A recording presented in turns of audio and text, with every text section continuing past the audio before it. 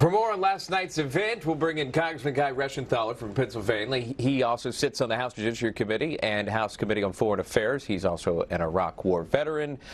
Good to see you, Congressman. Thanks so much for coming on. I'm going to just dive right in with you because you just heard from our previous guest on his thoughts about it. Last night, Michelle Obama, their keynote, says Donald Trump is the wrong president for our country, end quote, among the many comments she has made. What were your overall thoughts about the DNC and that specific comment? Well, Sean, Emma, thanks for having me on. You know, I think that last night it's very telling that Bernie Sanders was one of the speakers on the very first night. It shows just how far left this party has moved.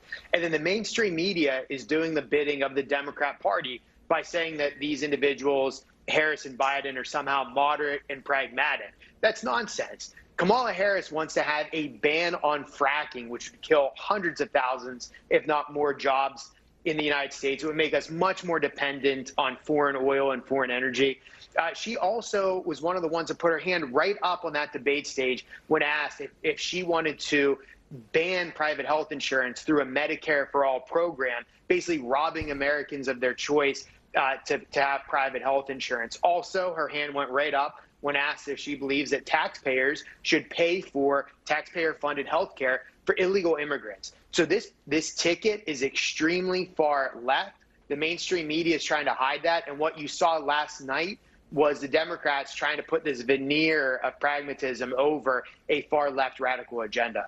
You got Bill Clinton tomorrow, Dr. Jill Biden tomorrow, former President Barack Obama on Wednesday. Then your headliner would be Joe Biden on Thursday. The RNC takes over next week. What will the RNC do differently?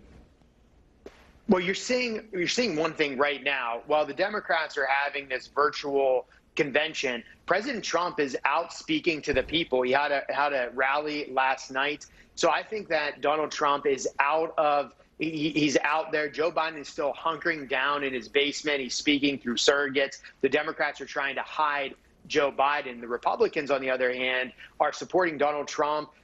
We're elevating him as he goes out and holds these rallies. So there's a big difference. Donald Trump is out there. He's campaigning hard. Joe Biden continues to hide in his basement, and he continues to hide his true agenda, which is far left.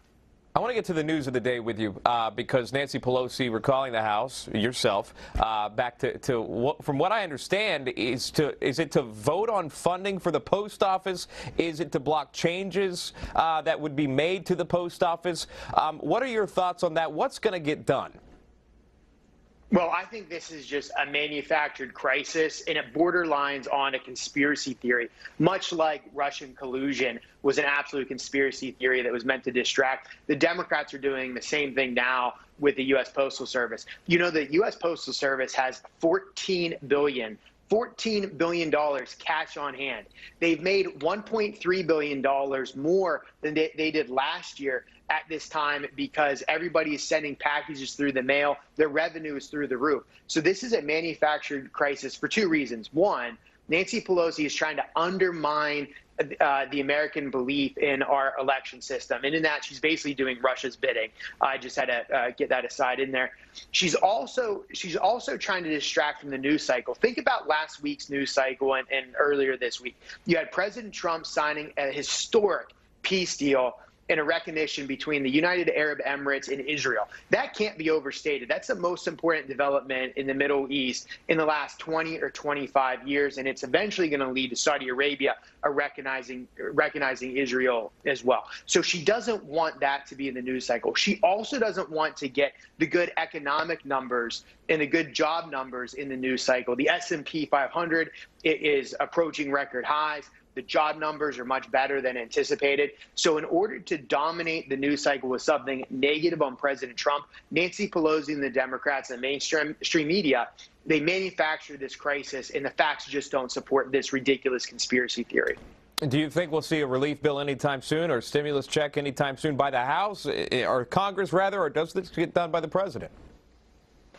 Well, the president had to take action before and use what he had delegated to him in the CARES Act to get relief to the American people. You know, if Nancy Pelosi and the Democrats really cared about the American people, we would have been called back in last week. We'd be in D.C. right now trying to negotiate a package. They're really at this point about messaging and trying to undermine our faith in the upcoming election because they know they can't beat Donald Trump head on.